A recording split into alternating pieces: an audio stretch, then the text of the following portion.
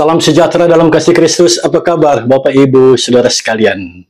Mari kita belajar dari kitab Mazmur pasal 33 ayat 1 sampai ayat yang ke-22. Sebelum kita membaca bagian Alkitab ini, mari kita memohon tuntunan kuasa Tuhan. Kita berdoa. Ya Allah, Bapa pencipta alam semesta, Allah yang kami kenal di dalam Yesus Kristus Tuhan kami. Kami mau belajar dari kebenaran firman-Mu saat ini. Sertai kami, tuntun kami dengan kuasa-Mu, agar kami memahami kebenaran firman-Mu dan beroleh kemampuan untuk melaksanakannya. Di dalam nama Tuhan Yesus, kami berdoa. Amin. Baik Bapak Ibu Saudara sekalian, mari kita siapkan pembacaan Alkitab saat ini, Mazmur pasal 33 ayat 1 sampai ayat yang ke-22. Judul bacaan kita, puji-pujian kepada Allah Israel. Bersorak-sorailah hai orang-orang benar dalam Tuhan, sebab memuji-muji itu layak bagi orang-orang jujur. Bersyukurlah kepada Tuhan dengan kecapi, bermazmurlah baginya dengan gambus 10 tali. Nyanyikanlah baginya nyanyian baru, petiklah kecapi baik-baik dengan sorak-sorai. Sebab firman Tuhan itu benar, segala sesuatu dikerjakannya dengan kesetiaan. Ia senang kepada keadilan dan hukum, bumi penuh dengan kasih setia Tuhan. Oleh firman Tuhan, langit telah dijadikan, oleh napas dari mulutnya segala tentaranya. Ia mengumpulkan air laut seperti dalam bendungan, ia menaruh samudra raya ke dalam wadah. Biarlah segenap bumi takut kepada Tuhan, biarlah semua penduduk dunia gentar terhadap Dia. Sebab Dia berfirman, maka semuanya jadi. Dia memberi perintah, maka semuanya ada. Tuhan menggagalkan rencana bangsa-bangsa. Ia meniadakan rancangan suku-suku bangsa. Tetapi rencana Tuhan tetap selama-lamanya. Rancangan hatinya turun-temurun. Berbahagialah bangsa yang Allahnya ialah Tuhan. Suku bangsa yang dipilihnya menjadi miliknya sendiri. Tuhan memandang dari surga. Ia melihat semua anak manusia. Dari tempat kediamannya, ia menilik semua penduduk bumi. Dia yang membentuk hati mereka sekalian, yang memperhatikan segala pekerjaan mereka. Seorang raja tidak akan selamat oleh besarnya kuasa, seorang pahlawan tidak akan tertolong oleh besarnya kekuatan. Kuda adalah harapan sia-sia untuk mencapai kemenangan, yang sekalipun besar ketangkasannya tidak dapat memberi keluputan.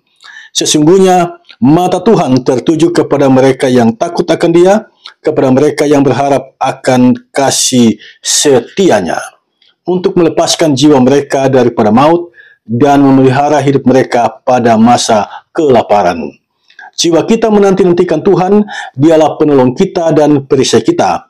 Ya, karena Dia hati kita bersukacita, sebab kepada nama-Nya yang kudus kita percaya.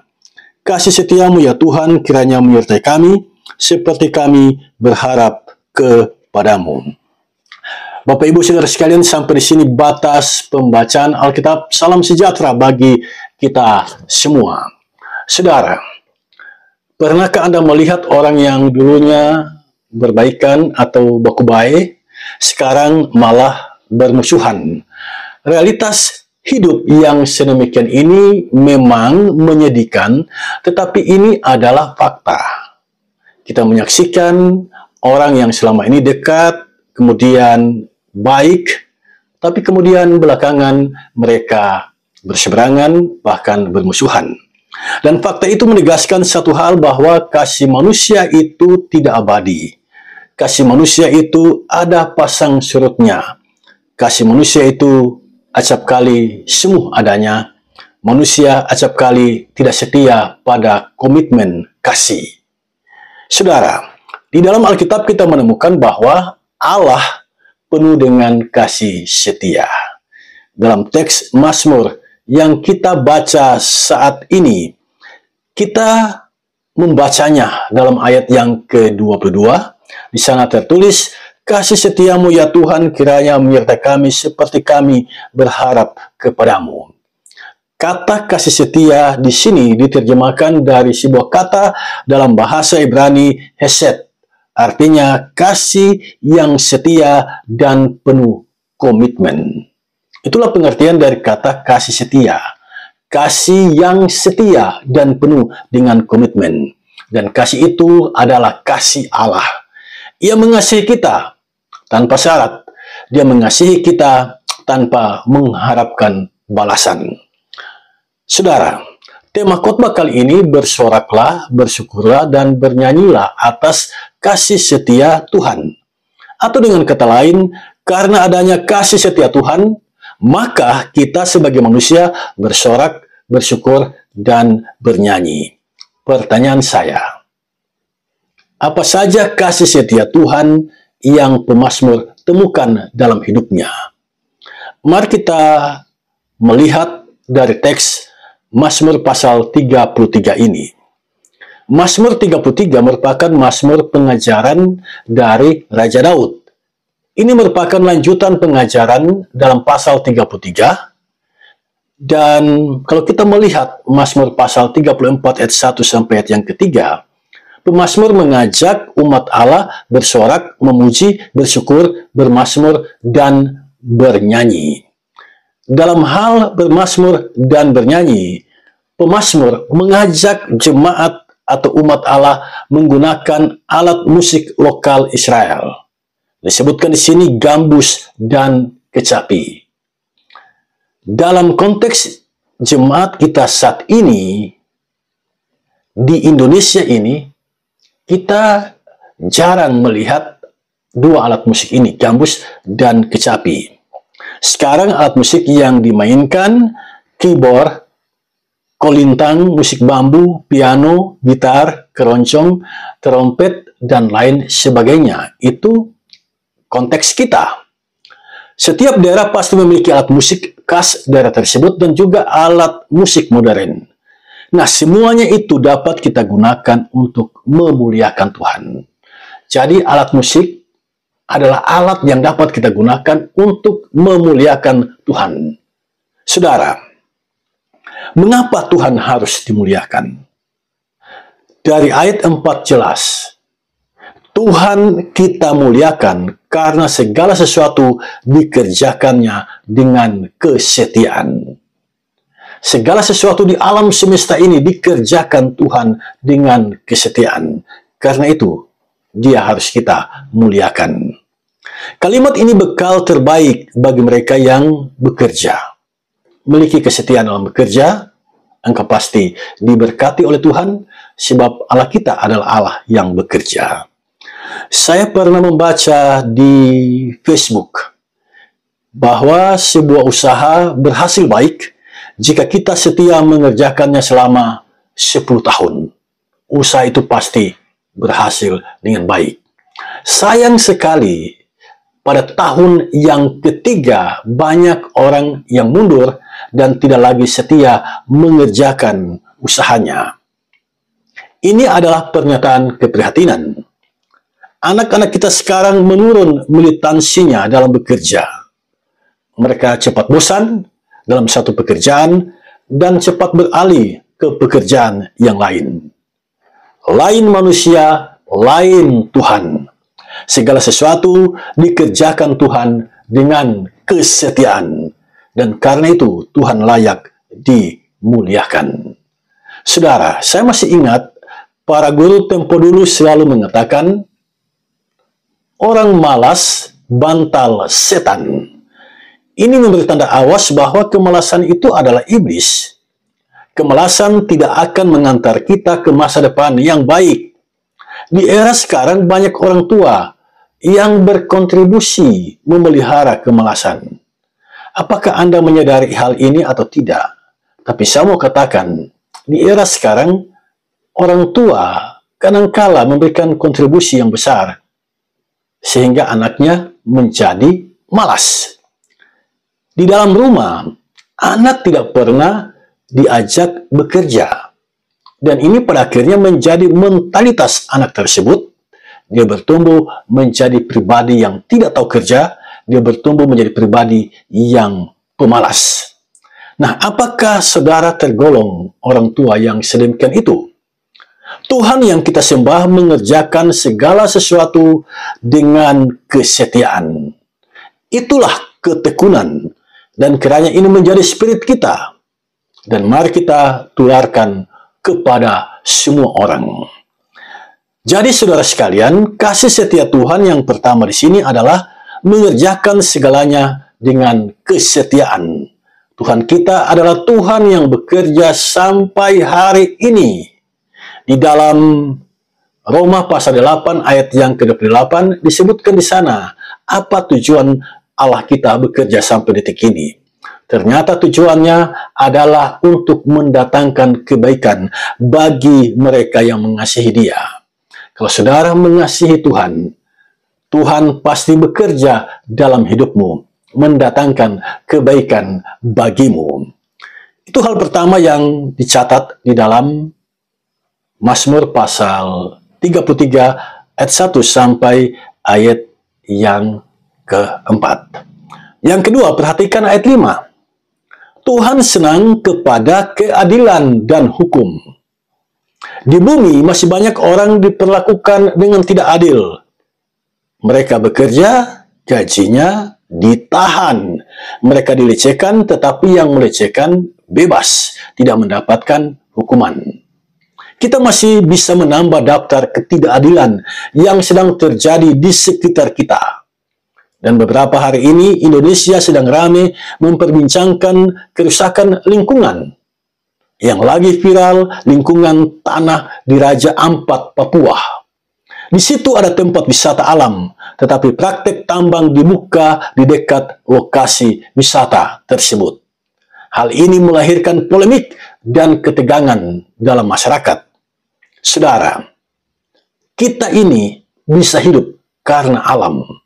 Oksigen itu disuplai oleh alam. Lalu mengapa kita merusaknya? Saya teringat dengan ayat 5 tadi. Tuhan senang dengan keadilan dan hukum. Ini berarti ketika kita memperjuangkan keadilan dan hukum, kita sedang memuliakan nama Tuhan. Jadi memuliakan nama Tuhan bukan hanya berkhotbah atau mengajarkan kebenaran firman Tuhan. Tetapi ketika kita memperjuangkan keadilan, kita sedang memuliakan Tuhan. Ketika kita sedang berjalan sesuai hukum yang ada, kita sedang memuliakan nama Tuhan. Yang ketiga, ayat 6 sampai ayat yang ke-9, Tuhan mencipta alam semesta ini sebelum Dia menciptakan manusia. Itu berarti Tuhan menyediakan segalanya bagi kita. Inilah kasih setia Tuhan. Sebelum menghadirkan manusia, Tuhan mempersiapkan segalanya bagi manusia. Binatang-binatang, tumbuhan, ikan di laut, semuanya disediakan oleh Tuhan untuk memenuhi kebutuhan manusia.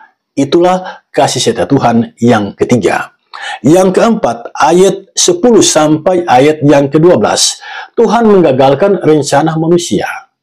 Manusia bisa punya rencana, tetapi rencananya itu, kalau Tuhan mau gagalkan, pasti gagal. Tetapi rencana Tuhan tidak pernah gagal. Tuhan punya rencana untuk hidupmu, dan rencananya itu pasti tidak akan gagal. Yang kelima, ayat 13 sampai ayat yang ke-22. Mata Tuhan mengawasi manusia dan pekerjaannya. Ini yang kurang disadari oleh manusia.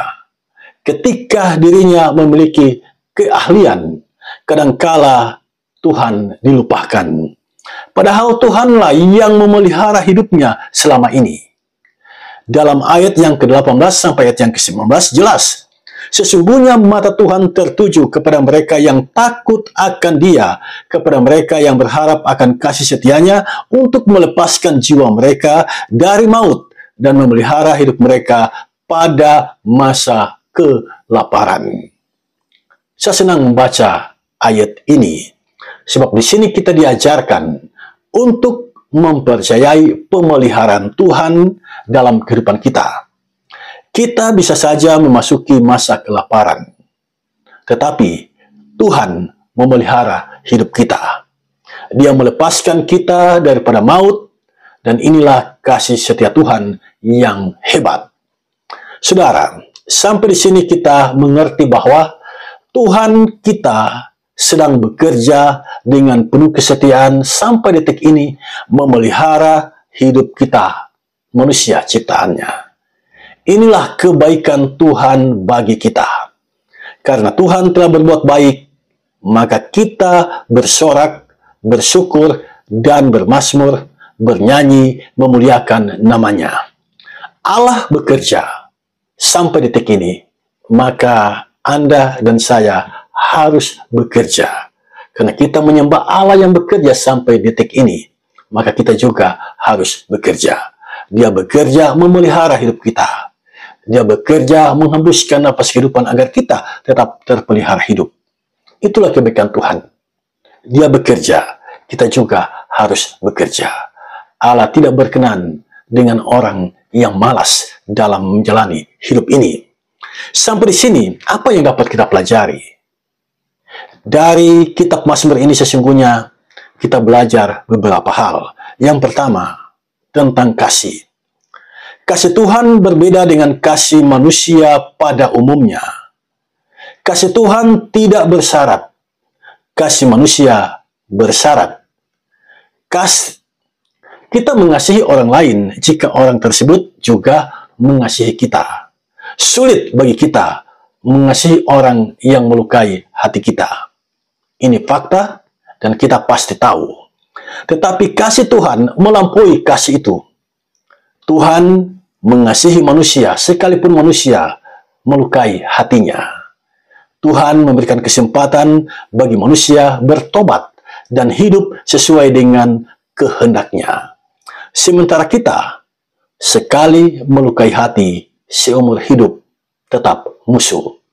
Itulah bedanya kasih manusia dan kasih Tuhan. Tuhan tetap mengasihi, sekalipun kita acap kali melukai hatinya, kasihnya tetap mengalir dalam kehidupan kita. Sementara kita, ketika orang lain melukai hati kita, sulit bagi kita untuk mengampuninya, sulit bagi kita berbaikan dengannya. Saudara, itulah yang kita pelajari di sini soal kasih. Yang kedua, soal komitmen. Segala sesuatu dikerjakan Tuhan dengan kesetiaan. Ini adalah komitmen. Tuhan tidak suka bekerja setengah hati. Tuhan tidak menyukai kemalasan. Dalam kitab Amsal, si pemalas disuruh belajar kepada semut. Perhatikan Amsal 6 ayat yang ke-6. Yang ketiga, soal rencana. Rencana manusia dapat digagalkan oleh Tuhan, tetapi rencana Tuhan pasti akan terlaksana. Hal ini mengingatkan kita tentang dua hal. Yang pertama, serahkanlah rencanamu kepada Tuhan. Yang kedua, berdoalah agar rencana jahat dari orang lain kepadamu digagalkan oleh Tuhan. Yang keempat, bertanggung jawab karena Tuhan melihat dari sorga. Apapun pekerjaan yang dipercayakan kepada kita, lakukan semuanya itu dengan penuh tanggung jawab. Mengapa? Karena Tuhan kita melihat dari sorga. Amin.